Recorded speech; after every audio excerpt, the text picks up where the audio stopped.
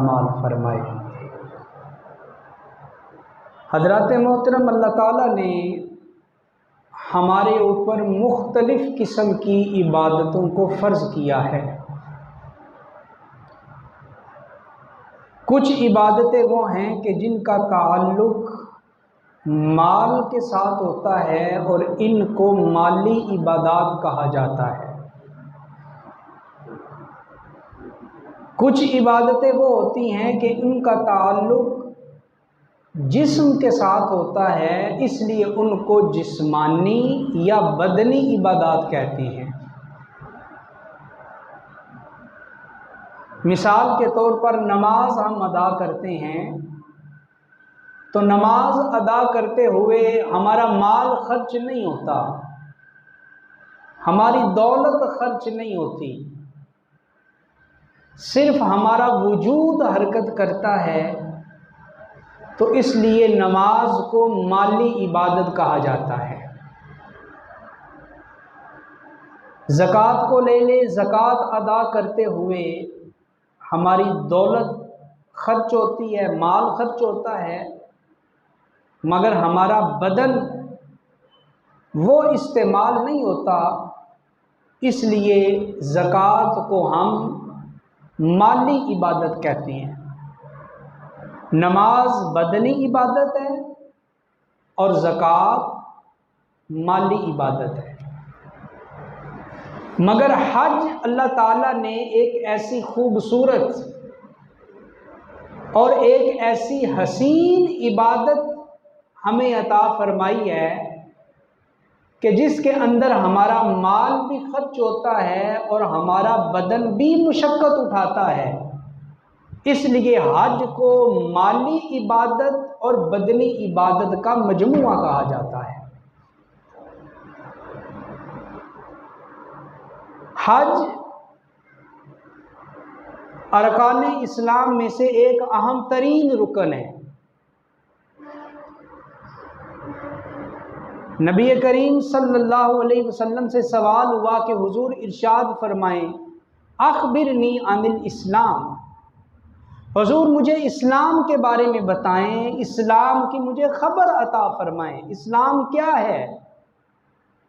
तो हुजूर ने इरशाद फरमाया, अन तशहदा अल्ला इलाहा इल्लल्लाह व तुकीमस सला व तुअतिज़ ज़का व तसूम रमज़ान व तहुज्जल बैत इन इस्तता इलैहि सबीला। फरमाया इस्लाम ये है कि तू अल्लाह को एक माने, नमाज को अदा करे,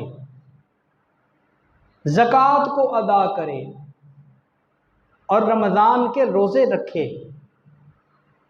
और अगर तेरे पास ताकत है तो बैतुल्लाह शरीफ का हज करे। तो गोया जिस मुसलमान में ये 5 चीज़ें जमा हो जाती हैं, गोया उसने अपने दीन को मुकम्मल कर लिया, उसने अपने इस्लाम को मुकम्मल कर लिया।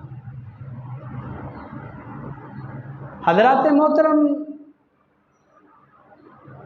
जहाँ तक ताल्लुक़ है हज की तारीफ़ का, हज किसे कहते हैं? हर चीज़ की कोई ना कोई डेफिनेशन होती है, कोई ना कोई तारीफ़ होती है। तो हज की तारीफ़ क्या है?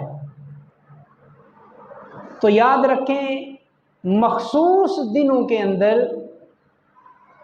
मखसूस मकामात के ऊपर मखसूस अरकान को अदा करने का नाम हज है। जगह भी मखसूस है, वक्त भी मखसूस है और अमल भी मखसूस है। और ये सिर्फ हज के अंदर अल्लाह ताला ने शर्त रखी है, बाकी इबादतों में ये चीज़ शर्त नहीं है। नमाज हमने अदा करनी है तो शर्त नहीं कि फ़कत इस जगह पे पढ़ोगे तो अदा होगी, बल्कि इजाज़त है। अपने शहर में पढ़ लो, दूसरे शहर में पढ़ लो। अपने मुल्क में पढ़ोगे फिर भी अदा हो जाएगी, दूसरे मुल्क में पढ़ोगे फिर भी अदा हो जाएगी। मस्जिद में पढ़ लो, दुकान में पढ़ लो, मैदान में पढ़ लो, पार्क में पढ़ लो, हवाई जहाज के ऊपर पढ़ लो, गाड़ी में पढ़ लो, इशारों से नमाज अदा हो जाएगी। जगह मखसूस नहीं है नमाज के लिए। हाँ, मस्जिद में नमाज अदा करना ये अफजल है, आला तरीन दर्जा है नमाज का। इसी तरह रोज़े हैं, रोज़ों के अंदर भी अल्लाह ने हज वाली कोई ऐसी शर्त नहीं लगाई, इजाज़त दे दी। अपने इलाके में हो वहाँ भी रोज़े रख सकते हो, कहीं मेहमान गए हो वहाँ भी रख लो, इजाज़त है। ज़कात को देख लें, ज़कात के लिए भी अल्लाह ताला ने कोई ऐसी शर्त नहीं रखी, बल्कि इजाज़त दे दी कि साल पूरा हो गया, तुम साहिब हैसियत हो, अब तुमने ज़कात निकालनी है तो एक बंदे को भी दे सकते हो, 2, 4, 10 गरीबों को भी दे सकते हो। एक ही दफ़ा सारी की सारी दोगे फिर भी अदा है, थोड़ी थोड़ी करके दोगे फिर भी कबूल है। यानी आप गौर करें कि हज के अलावा बाकी इबादतों में अल्लाह ताला ने सहूलत रखी है, मगर जब हज की बारी आई तो फरमाया नहीं, दिन भी मखसूस हैं, जगह भी मखसूस है। इसलिए गौसे आजम के दरबार में भी हज अदा नहीं हो सकता, मस्जिद अक्सा में भी हज अदा नहीं हो सकता, हत्ता के मस्जिद नबवी में भी हज अदा नहीं हो सकता। जगह मखसूस अल्लाह ने कर दी, और जब जगह मखसूस है तो वक्त भी मखसूस है। 12 महीने हज करने की इजाज़त नहीं है। कोई बंदा रमज़ान में उम्रा करने के लिए जाए और बोले मैं हज भी अदा कर लूँ, तो बोलो अदा हो जाएगा? नहीं होगा। कोई बंदा बोले कि मैं अरफात में, मिना में, मुज़दलिफ़ा में मैं पूरा 1 महीना रबीउल अव्वल का क़याम करता हूँ, पूरा 1 महीना क़याम करता हूँ, तो उसका ये क़याम करना हज के कायम मकाम नहीं हो सकता। तो अल्लाह ताला ने हज के अंदर ये इनफरादियत रखी है, ये खुसूसियत रखी है कि इसका वक्त भी अल्लाह ने ख़ास कर दिया है, और हज करने की जगह भी अल्लाह ने ख़ास कर दी है, और अरकान, रुकन भी अल्लाह ताला ने ख़ास कर दिए हैं कि आज तुमने ये करना है, फलानी जगह पे तुमने ये करना है, फजर कहाँ पे पढ़नी है, मगरब के वक़्त तुमने कहाँ पे पहुँचना है, तुमने अरफात का क़याम कब करना है, सारी चीज़ों को अल्लाह ताला ने बयान कर दिया है। हज़रात मोहतरम, हज किस चीज़ का नाम है? सवाल हुआ नबी पाक सल्लल्लाहु अलैहि वसल्लम से, हुजूर इरशाद फरमाया हज किसे कहते हैं? बल्कि सहाबी ने सवाल किया कि हुजूर अफजल तरीन हज कौन सा है? अफजल तरीन, आला तरीन, बेहतरीन हज कौन सा है? तो हुजूर ने इरशाद फरमाया वो हज जिसमें 2 बातें जमा हो जाएं। हुजूर कौन सी? एक फरमाया अल हज्जु, दूसरा फरमाया वसज्जु औ कमा काल। फरमाया अल अज और असज, इसका तर्जुमा क्या है?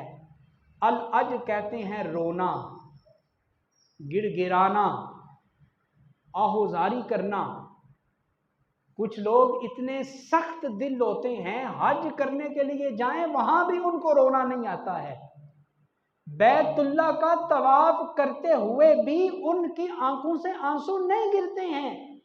मिना, मुज़दलिफ़ा, सफ़ा, मरवा, हजर अस्वद, मकाम इब्राहिम, यहां भी उनके दिल नरम नहीं पड़ते हैं। मगर हुजूर ने क्या इरशाद फरमाया? फरमाया कि अगर हज करते हुए तुम्हें रोना आ जाए, और एक बार नहीं बार बार रोने की कोशिश करो, गिरिया उजारी करो, ऊंची आवाज से रो, गिड़गिड़ा के रो। और फरमाया कि जो बंदा हज में रोता है, एक शर्त तो ये है, और दूसरी शर्त हुजूर ने इरशाद फरमाया मुसीबतों के ऊपर सब्र करना, मसाइब के ऊपर सब्र करना, ये हज है। अब इस कैफियत को वो समझ सकते हैं जो हज कर चुके हैं कि हज के दिनों में कोई 2-4 हज़ार मुसलमान तो होते नहीं, लाखों का मजमा होता है, रश होता है, हुजूम होता है। अगरचे इंतजामात सऊदी हुकूमत ने बड़े शानदार किए होते हैं, मगर लाखों का इज्तिमा, फिर गर्मी का मौसम, और फिर बार बार प्यास का लगना, और फिर किसी हाजी का कंधा लग जाए, किसी का पांव आपके पांव के ऊपर आ सकता है, आपको ठोकर लग सकती है, आप गिर सकते हैं, किसी से लड़ाई वाला मामला हो सकता है। तो फरमाया लड़ाई नहीं करनी, झगड़ा नहीं करना, हालत हज में किसी के साथ गाली गलोच नहीं करनी। तुम्हें धक्का भी लग सकता है, तुम्हें जख्म भी आ सकता है, तुम गिर भी सकते हो, तुम्हें चोट भी आ सकती है, लेकिन हुजूर ने फरमाया तुमने सब्र करना है।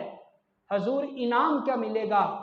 फरमाया कि वो मुसलमान जो हज करते हुए कसरत से रोता है और कसरत से गिरियाउजारी करता है और फिर मुसीबतों के ऊपर, तकलीफों के ऊपर सब्र भी करता है, फरमाया जिस मुसलमान के हज में ये दो बातें जमा हो जाती हैं, अल्लाह उसे अफजल तरीन हज का सवाब अता फरमा देता है, उसे अफजल तरीन हज का सवाब अता कर दिया जाता है।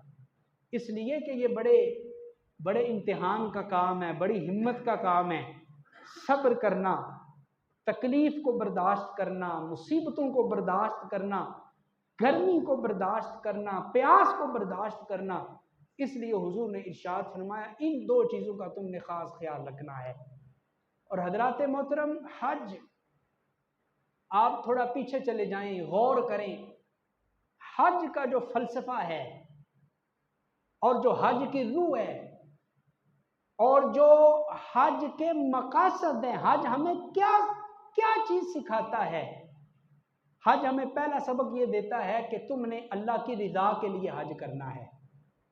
इल्ला माशाअल्लाह बहुत सारे लोग ऐसे भी हो सकते हैं जो शैतान के वसवसों का शिकार हो जाते हैं, शैतान के मकरो फरेब के जाल में फंस जाते हैं, और जब वो हज की तैयारी कर रहे होते हैं ना, तो शैतान वसवसा डालता है कि तू हज करने के लिए जा रहा है, तेरी क्या है इज्जत होगी गली मोहल्ले में, खानदान में लोग तुझे हाजी साहब कहेंगे, लोग तेरी तारीफ करेंगे, लोग तेरी इज्जत करेंगे।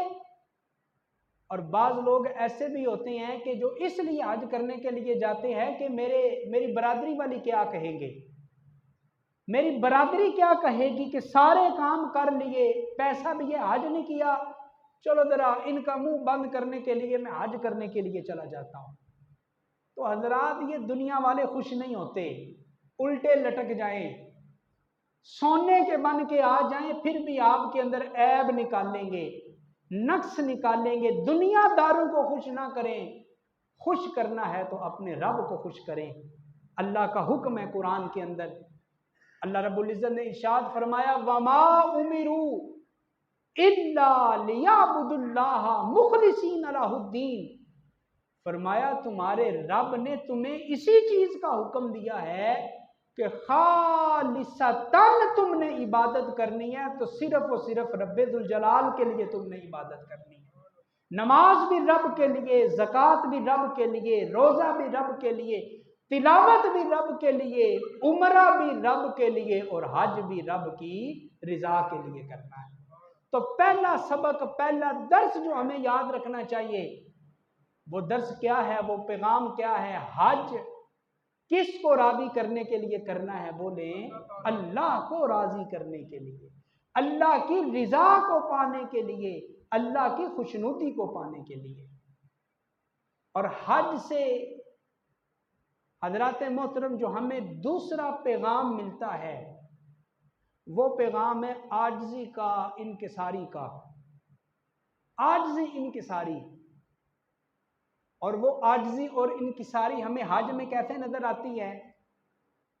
आप हज करने के लिए जा रहे हैं, यहां लाखों के मालिक हैं, आपके घर में महंगे तरीन कपड़े मौजूद हैं, कीमती तरीन जूते आपके पास मौजूद हैं, आप कितने बड़े पीर हैं, कितने बड़े आलिम हैं, कितने बड़े मुफ्ती हैं, आपको जुब्बा पहनने की इजाजत नहीं है, आपको वास्कट पहनने की इजाजत नहीं है, आपको सर के ऊपर दस्तार पहनने की, पगड़ी रखने की, इमामा पहनने की इजाजत नहीं है।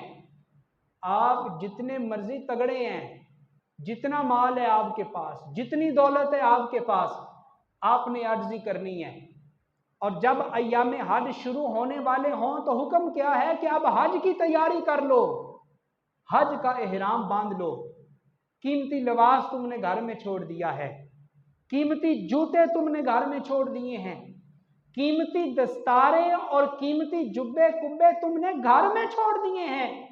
अब तुम आ गए हो रब की रिजा के लिए, हज करने के लिए।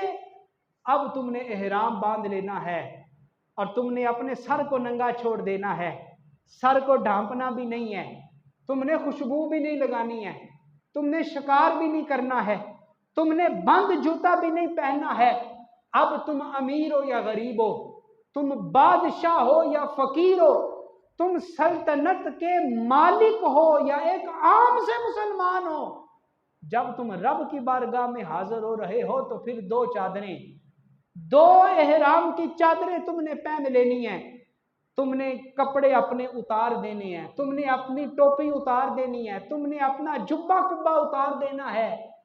और फिर मैदान अरफात में खुले आसमान के नीचे तुमने जब खड़े होना है ना, तो फिर तुम्हें हशर का मंजर नजर आना चाहिए, तुम्हें कयामत की वो घड़ी नजर आनी चाहिए कि कयामत का वो मंजर। सोचे जरा, तसव्वुर करे, हश्र का मैदान लगा है और अल्लाह ताला हिसाबो किताब लेने के लिए मौजूद, तमाम लोग वहां पे खड़े हैं। अब उनके सरों के ऊपर कोई टोपियां, कोई दस्तारे नहीं है, पाँव के ऊपर जूते भी नहीं है, और सरों के ऊपर कोई खुला जो है वो छत भी नहीं है, खुला आसमान है। अब सारे लोग इंतजार कर रहे हैं, काश अल्लाह की रहमत हो जाए, अल्लाह का करम हो जाए, अल्लाह की रहमत हो जाए, वरना मैदान हश्र में करम ना हुआ तो दोज़ख में जाएंगे, जहन्नम में जाएंगे। तो कहा, ए हज करने वाले हाजी, जब तू एहराम बांध के सर नंगा करके मैदान अरफात में खुले आसमान के नीचे जब तू खड़ा हो, तो तुझे अपने गुनाहों को याद करना चाहिए, अपनी गलतियों को याद करना चाहिए। और तू जितना मर्जी बड़ा आदमी है, अब तू अल्लाह के सामने खड़ा है, तुमने आजिज बन जाना है, तुमने मिस्कीन बन जाना है, और तुमने एक ही आवाज बुलंद करनी है तवाफ करते हुए भी, और वो आवाज तलबिया की आवाज है, लब्बैक अल्लाहुम्मा लब्बैक की सदा तूने बुलंद करनी है। और हदीस में आता है कि जब कोई नेक बंदा ये तलबिया पढ़ता है ना, लब्बैक अल्लाहुम्मा लब्बैक, तो अल्लाह की रहमत उसे एक दफा जवाब देती है। और जब कोई गुनाहगार अल्लाह को पुकारता है ना, लब्बैक अल्लाहुम्मा लब्बैक, तो अल्लाह की रहमत एक बार नहीं, अल्लाह की रहमत 2 बार उसको जवाब अता फरमाती है। पूछा वो क्यों? कहा इसलिए कि जो नेक है ना, नेक, उसे मान होता है कि मैं नमाजी बंदा हूँ, उसे मान होता है कि मैं रोज़ेदार हूँ, उसे मान होता है मैं तिलावत की पाबंदी करता हूँ, उसे मान होता है मैं ज़कात देने वाला हूँ।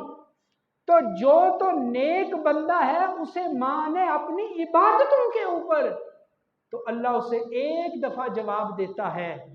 और जब कोई गुनाहगार सच्चे दिल से तौबा करके रब की बारगाह में आ जाता है और वो लब्बैक अल्लाहुम्मा लब्बैक की सदा देता है, तो अल्लाह उसे एक बार नहीं, अल्लाह उसे 2 दफा जवाब देता है।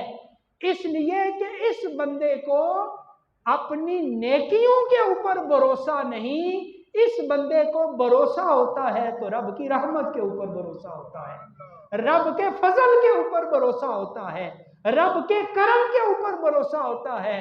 तो फरमाया जिसे अपनी नेकियों पे भरोसा है उसे एक दफा जवाब देता हूँ, और जिसे फकत मेरी रहमत के ऊपर भरोसा है मैं एक बार नहीं, मैं उसे 2 दफा अपनी रहमत की खैरात अता फरमा देता हूँ।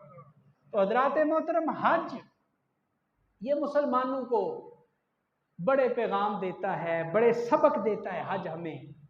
और पता है हज का एक बहुत बड़ा सबक है यूनिटी का, इत्तेफाक का, इत्तेहाद का। दुनिया भर के मुसलमान जमा होते हैं ना हज में, दुनिया भर के मुसलमान, कोई शुमाल से आ रहा है, कोई जनूब से, कोई मशरक से, कोई मगरब से, कोई पाकिस्तान से जा रहा है, कोई अमेरिका से आ रहा है, कोई बरतानिया से आ रहा है, कोई कनाडा से आ रहा है, कोई कहीं से आ रहा है, कोई कहीं से आ रहा है। और फिर जरा गौर कीजिए हज के अंदर कितना हुस्न और कितनी खूबसूरती रब ने रखी है।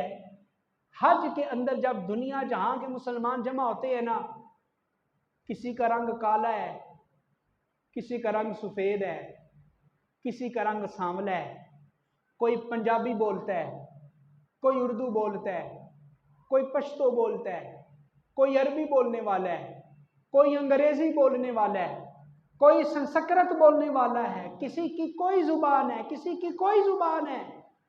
और फिर इसके साथ साथ दुनिया भर के मुसलमान वहां पे जमा होते हैं तो लिबास भी उनका अलग अलग है। किसी का लिबास पैंट शर्ट है, किसी का लिबास जुब्बा है, किसी का लिबास सलवार कमीज है। लेकिन हुस्न देखें और खूबसूरती देखें, और फिर हज के अंदर नज्म और ज़ब्त देखें। हुक्म दे दिया, ऐ दुनिया के कोने कोने से मेरे घर में आने वालों, अगरचे तुम्हारी जुबानें अलग अलग हैं, तुम्हारी बोलियां अलग अलग हैं, लेकिन यहां तुम्हें अपनी अपनी बोलियां बोलने की जरूरत नहीं। यहां पे तुमने बोली बोलनी है तो मदीने वाले मुस्तफा की बोली तुमने बोलनी है। यहां पे तुमने अपने लिबास बाहर उतार के आने हैं। यहां पे तुमने वो एहराम बांध के आना है जो एहराम आमिना के लाल ने पहना था।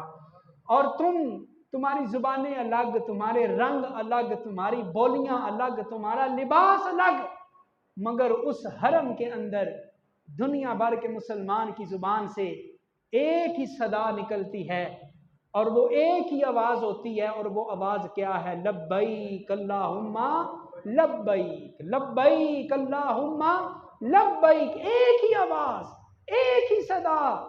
और ये दुनिया को मैसेज जाता है, ये दुनिया को पैगाम जाता है, ऐ दुनिया वालों, अगरचे हमारी जुबानें अलग हैं, हमारे रंग और हैं, हमारी बोलियां और हैं, हमारे लिबास और हैं, हमारे रस्म रिवाज और हैं, मगर याद रखो कलमा हम सब ने मदीने वाले मुस्तफ़ा का पढ़ रखा है।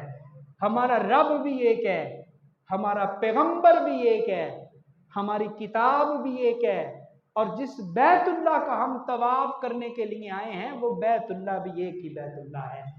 हज़रात मोहतरम, हज बड़ी अजीम इबादत है, बड़ी अजीम इबादत है, बड़ी रहमतों वाली इबादत है, मगर अफसोस हम लोग हज की तरफ तवज्जो नहीं करते। हज करने के लिए हम नियत नहीं करते, हम इरादा नहीं करते। वैसे इरादे हमारे बड़े हैं, बड़ी प्लानिंग है हमारी, बड़ी मनसूबाबंदी है, अपनी औलाद के बारे में प्लानिंग है, पोते पोतियों के बारे में प्लानिंग है, घर के लिए प्लानिंग है, प्लाट के लिए प्लानिंग है, दुकान के लिए मनसूबाबंदी है। लेकिन अल्लाह का घर देखने के लिए कभी कभी शौक ही पैदा नहीं हुआ, कभी तड़प ही पैदा नहीं हुई। ये शौक पैदा करो, ये तड़प पैदा करो। अल्लाह, मैं भी उस हरम में तवाफ करना चाहता हूँ जिस हरम में अबू बकर और उमर ने तवाफ किया है, उस्मान अली ने तवाफ किया है, बिलाल हबशी ने तवाफ किया है, गौसे आज़म ने तवाफ किया है। अल्लाह, मैं तेरे उस पाक घर की ज़ियारत करना चाहता हूँ जिस घर की सुबह शाम मदीने वाले मुस्तफ़ा ज़ियारत किया करते थे। अल्लाह, मुझे भी वहाँ पे ले जा, अल्लाह मुझे भी ज़ियारत अता कर दे, अल्लाह मुझे भी उम्रे की शहादत दे दे, अल्लाह मुझे भी हज की शहादत अता फरमा दे। और हज़रात मोहतरम, जो हज है ये अल्लाह के महबूब बंदों की अदाओं का नाम हज है। अल्लाह के महबूब बंदों की अदाओं का नाम हज है। आप गौर कीजिए, हज के अंदर रमल किया जाता है। रमल, तवाफ के 7 चक्कर होते हैं तो पहले 3 चक्करों में रमल, कंधे उचका के सीना जरा चौड़ा करके चला जाता है। क्यों? इसके पीछे एक फलसफा है, एक तारीख है इसके पीछे। और वो तारीख क्या है कि जब सहाबा आए ना मदीना से मक्का, तो कुछ सहाबा सफर की वजह से बीमार हो गए। तो मक्के वालों ने यह कहना शुरू कर दिया कि देखो, बड़ा शौक था इन्हें हिजरत करने का, बड़ा शौक था इन्हें मदीने जाने का, मदीने की आबो हवा ने इनको बीमार कर दिया। ये लागर हो गए, ये कमज़ोर हो गए, ये नहीफ हो गए। और जब हुजूर ने ये सुना, हुजूर ने सहाबा को हुक्म दिया कि तुमने क्या करना है, रमल करो, ज़रा सीने चौड़े करके चलो और इनको बता दो कि मुसलमान कमज़ोर नहीं है, मुसलमान तो बड़ा ही ताकत वाला है, मुसलमान तो बड़ी हिम्मत वाला है, मुसलमान तो बड़ी जुर्रत वाला है। हज़रात मोहतरम, सोचने का मकाम है ना कि वो इल्लत तो ख़त्म हो गई, यानी नबी पाक सल्लल्लाहु अलैहि वसल्लम ने जिस इल्लत की वजह से रमल करने का हुक्म दिया था वो इल्लत तो ख़त्म हो गई, तो अब रमल भी ख़त्म होना चाहिए, रमल ख़त्म होना चाहिए ना। मगर नहीं, कहा तुम इसको ख़त्म नहीं कर सकते, तुमने क़यामत तक रमल करना है। क्यों? इसलिए कि ये मदीने वाले मुस्तफ़ा की सुन्नत मुबारक है, हजूर ने इस चीज़ का हुक्म दिया है। और हज तुम्हें कदम कदम पे बताएगा, हज अल्लाह के मकबूल बंदों की सुन्नतों को पूरा करने का नाम है, हज अल्लाह के महबूब बंदों की अदाओं को अदा करने का नाम है, हज अल्लाह के महबूब बंदों के जो तरीके थे उन तरीकों के ऊपर अमल करने का नाम हज है। हजर अस्वद को बोसा लेते हैं आप, तवाफ का आगाज होता है, हजर अस्वद को बोसा लेना मसनून अमल है, सुन्नत अमल है। और जो रश की वजह से बोसा ना ले सके उसके लिए रुख्सत है, वो इस्लाम कर ले।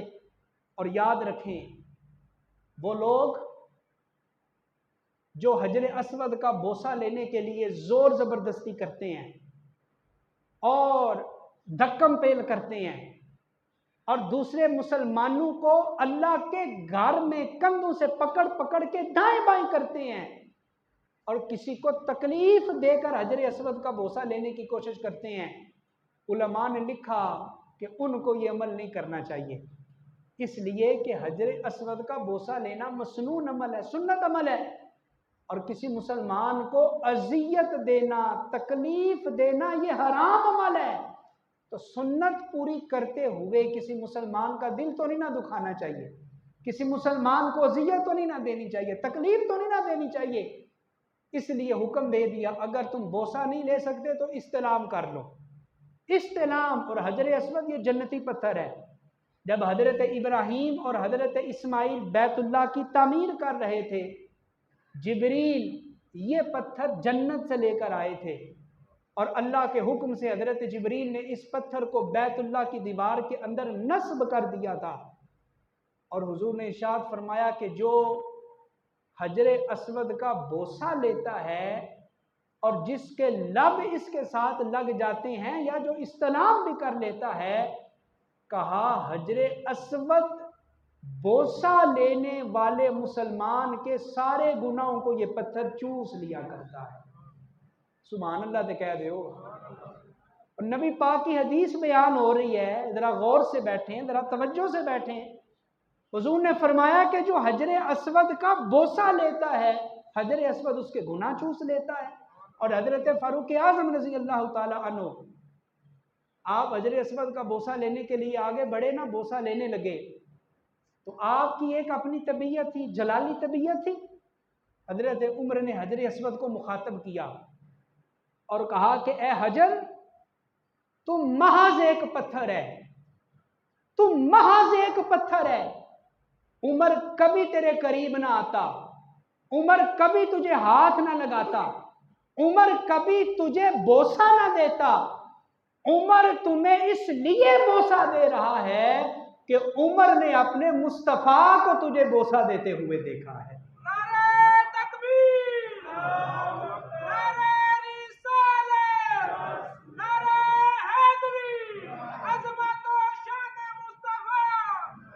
हजरे अस्वद इसलिए तुम्हें बोसा दे रहा हूं कि मेरे मुस्तफा ने तुम्हें बोसा दिया है। और एक हदीस है दारे कुतनी की, हुजूर ने इरशाद फरमाया कि ये जो हजरे अस्वद है ना, ये जमीन में अल्लाह का दायां हाथ है। यमीनुल्लाह, यमीनुल्लाह, ये अल्लाह का दायां हाथ है। अल्लाह हाथ से पाक है, अल्लाह वजूद से पाक है। लेकिन नबी पाक ने हजरे अस्वद का मकाम, हजरे अस्वद की अहमियत को बयान किया। जरा गौर से सुनिएगा, कितनी प्यारी हदीस है। हुजूर ने फरमाया कि हजरे अस्वद जमीन में अल्लाह का दायां हाथ है, और जिसने हजरे अस्वद का बोसा ले लिया दर हकीकत उसने रब के हाथों के साथ मुसाफा कर लिया। जिसने हजरे अस्वद को चूम लिया उसने रब के हाथों को चूम लिया। ये फजीलत है हजरे अस्वद की। और फिर सफ़ा मरवा पे आप दौड़ते हैं, सही करते हैं, कभी गौर किया कि ये दीवाना वार भागना, कभी सफ़ा से मरवा कभी मरवा से सफ़ा, और ये 7 चक्कर, ये सही, ये तेज तेज चलना, ये दौड़ लगाना, अब इसकी हिकमत क्या है? इसकी क्या हिकमत है? ऐ बारी ताला, क्या हिकमत है सफ़ा मरवा पे दौड़ने की? कोई सफ़ा मरवा सोने की पहाड़ियाँ तो है नहीं, इनके अंदर कोई सोना चांदी तो है नहीं, जन्नत से तो ये आई नहीं, क्यों दौड़ने का हुक्म है बारी ताला? यहाँ हुआ क्या था? कहा गौर कर, तुझे पता नहीं, ये वो पहाड़ी है जिस पहाड़ी के ऊपर हजरत इब्राहीम की जोजा और हजरत इस्माइल की अम्मी जान हजरत हाजरा दौड़ी थी, पानी की तलाश में दौड़ी थी, कभी सफ़ा कभी मरवा, कभी मरवा कभी सफ़ा, वो दौड़ी थी। रब को उस नेक बंदी की ये अदा इतनी पसंद आ गई, फरमाया इन्न सफ़ा वल मरवता मिन शाइरिल्लाह, लोगों इन पहाड़ियों को आम ना समझना, इनके ऊपर माई हाजरा दौड़ी हैं, मैंने इन पहाड़ियों को कयामत तक अपनी निशानियों का दर्जा करार दे दिया। और कयामत तक के मुसलमानों को हुक्म है कि जब तुमने सफ़ा मरवा पे आना है तो आराम से नहीं चलना है, तुमने सुकून से नहीं चलना है, तुमने तेज तेज चलना है, तुमने सही करनी है, तुमने दौड़ दौड़ के चलना है। तो पता चला कि जो अल्लाह के नेक बंदे होते हैं, अल्लाह के नेक बंदों का मकाम अल्लाह के यहाँ भी इतना बड़ा है कि जहाँ अल्लाह के नेक बंदों के कदम लग जाया करते हैं, अल्लाह उस जगह को अपनी निशानी का दर्जा करार देते हैं। और यहाँ उलमा ने बड़ी बड़ी मोहब्बत अमेज बात की, उन्होंने कहा कि सफ़ा मरवा के ऊपर जो खतून दौड़ी थी वो हजरत इस्माइल की वालिदा थी। सफ़ा मरवा के ऊपर दौड़ना ये सुन्नत है ना, हजरत माई हाजरा सलामुल्लाह अलैहा की। और हजरत हाजरा किन की अम्मी जान थी? बोले हजरत, सारे बोले हजरत इस्माइल अलैहिस्सलाम की।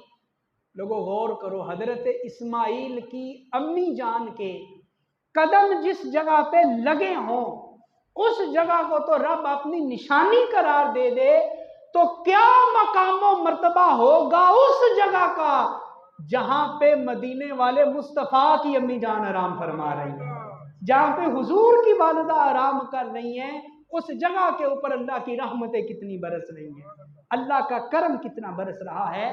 तो हज करना ये हमें याद दिलाता है हजरत इब्राहीम की, आपका अपने बेटे इस्माइल को ले जाना मीना के अंदर ज़िबा करने के लिए, कुर्बानी देने के लिए, ये पूरे का पूरा हज हमें अंबिया की यादगार सिखाता है।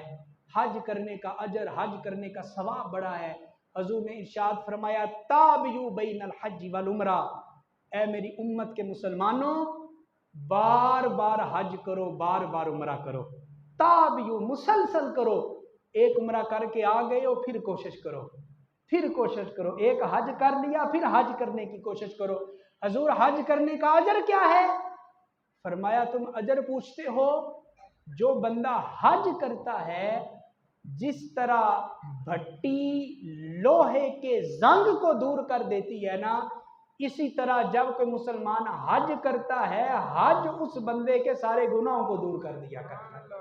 हजूर ने इरशाद फरमाया अल्लाहुम्मा अग़फिर लिल हाज, ऐ अल्लाह हज करने वाले हाजियों की बख्शिश फरमा दे। हजूर ने क्या दुआ फरमाई? अल्लाह हज करने वाले हाजियों की क्या फरमा दे? बख्शिश फरमा दे। अगली दुआ सुने, आगे हुजूर ने इरशाद फरमाया हाजी जिस की बख्शिश के लिए दुआ करे अल्लाह उसकी भी बख्शिश फरमा दे। पहले कहा अल्लाह हाजियों की बख्शिश फरमा, फिर कहा अल्लाह ये हाजी जिस के लिए बख्शिश मांगेंगे अल्लाह उसको भी मगफिरत की खैरात अता फरमा दे। इसलिए जब हाजी हज करने के लिए जाती हैं ना, तो हम लोग क्या करते हैं, क्या कहते हैं? ये नहीं कहते कि मेरे लिए तस्बीह ले आना, मेरे लिए टोपी ले आना, यहाँ से बेशुमार मिल जाती हैं, बेशुमार बेशुमार चीज़ें मिल। ये नहीं कहते हाजी साहब को, क्या कहते हैं कि वहाँ पे जाके हमारे लिए क्या करना, दुआ। और ये सुन्नत है। हजरत उमर फारूक जाने लगे उम्रा करने के लिए, तो नबी पाक ने कहा, ए उमर, हुजूर इरशाद फरमाए, खादिम हाज़िर है। हुजूर ने फरमाया, अल्लाह के घर जा रहे हो तो वहां जाके जहां अपने लिए तुमने दुआ करनी है, वहां जाके तुमने मेरे लिए भी रब से दुआ करनी। हुजूर आपके लिए दुआ, मैं आपके लिए दुआ कैसे करूं? कहा, ए उमर, जिस तरह रब की रहमतों की तुझे जरूरत है ना, इसी तरह रब की रहमतों की मुझे भी जरूरत है। हुजूर ने सिखाया उम्मत को कि जब कोई जाए हरमैन के सफर के लिए तो उसे दुआओं की इल्तिजा किया करो, उसे कहा करो कि जनाब कि वहाँ मेरे लिए भी दुआ करना। और हुजूर ने इरशाद फरमाया, अपने माँ बाप की तरफ से हज करो। वैसे पहला फ़र्ज़ है अपनी तरफ से हज करना। अगर फ़र्ज़ है पहला अपना हज, वो अदा हो गया, फिर कहा अपने बाप की तरफ से भी करो, माँ की तरफ से भी करो, हुजूर कबूल होगा। फरमाया, बाप की तरफ से हज करोगे, अल्लाह तेरे बाप को हज करने का सवाब देगा। माँ की तरफ से हज करोगे, अल्लाह तेरी माँ को हज करने का सवाब देगा। हुजूर, हज करने वाले बेटे को भी कुछ मिलेगा? फरमाया, बिल्कुल मिलेगा। हुजूर, क्या सवाब मिलेगा? फरमाया, जो हज करने वाला बेटा है ना, जिसने माँ बाप की तरफ से हज किया, माँ बाप को तो एक एक हज का सवाब मिलेगा, मगर हज करने वाले बेटे को अल्लाह 10 हज करने का सवाब अता कर, 10 हज का सवाब अता कर दिया जाएगा। हज़रात मोहतरम, नियत कर ले। अगरचे महंगाई का दौर है, लेकिन हम लोग 1 करोड़ का 10 मरले का प्लाट ले लेते हैं। बाजार में मरले की दुकान नहीं होती, 2-2 करोड़ की दुकान ले लेते हैं। 10 लाख लगा के हज करने के लिए नहीं जाते। कहते हैं पहले शादियां कर लूं बच्चों की, पहले घर बना लूं, पहले 50 लाख की गाड़ी ले लूं, हज आखिर में देखा जाएगा। बुढ़ापे में जब गिट्टे गोटों से रह जाऊंगा ना, फिर देखूंगा हज करने के लिए, फिर अल्लाह ने हिम्मत दी तो जाऊंगा। हजरात, हज जवानी का है, उम्रा जवानी का है, और ये जवानी के लुत्फ हैं, ये जवानी के मज़े हैं, ये जवानी के मेले हैं। और नीयत करें और याद रखें, हज मालो दौलत से नहीं होता है, हज रब के करम से होता है। जितनी नीयत खालिस होगी, रब आसानियाँ पैदा करेगा। एक गरीब आदमी हज कर रहा था, तवाफ करते करते उसने देखा कि उसी के मोहल्ले का एक बड़ा लैंड लॉर्ड आदमी, वो भी गया हुआ था हज करने के लिए। उसने जब देखा ना उस माड़े बंदे को, तो हैरान होकर कहने लगा, ओए, और तू भी यहाँ पे आया है? तू तो पाकिस्तान में रेडी लगाने वाला है, 400-500 कमा के अपना तू रिज़्क जो है वो पूरा करता है, तो तू यहाँ पे कैसे आ गया? तू तो बड़ा गरीब है, तू तो बड़ा गरीब है, तू तो बड़ा गरीब है। जब 2-3 दफा उसने गरीब गरीब गरीब कहा ना, तो वो भी जो आदमी तो अनपढ़ था, बात उसने अपने अंदाज में की, लेकिन उसने हिला के रख दिया। उसने कहा, जनाब आप अमीर हैं, आप पैसों के बलबूते पे आ गए, मैं गरीब हूं। आप कह रहे हैं मैं गरीब हूं, हाँ मैं गरीब हूं, मगर याद रखे, मैं गरीब हूं मगर मेरा अल्लाह गरीब नहीं है। मैं गरीब हूं, मेरा रब गरीब नहीं है। मुझे हज पे बुलाया है तो मेरे रब ने मुझे हज पे बुलाया है। अब आप नियत करें, इरादा करें, अल्लाह गैब से इसबाब पैदा करेगा। मालो दौलत वाले पीछे रह जाते हैं, मुकद्दर वाले वहां पे पहुंच जाते हैं। अल्लाह मुझे आपको ये सआदत से मालामाल फरमाए। आमीन। व आखिरु दावाया अनिल हम्दुलिल्लाहि रब्बिल आलमीन।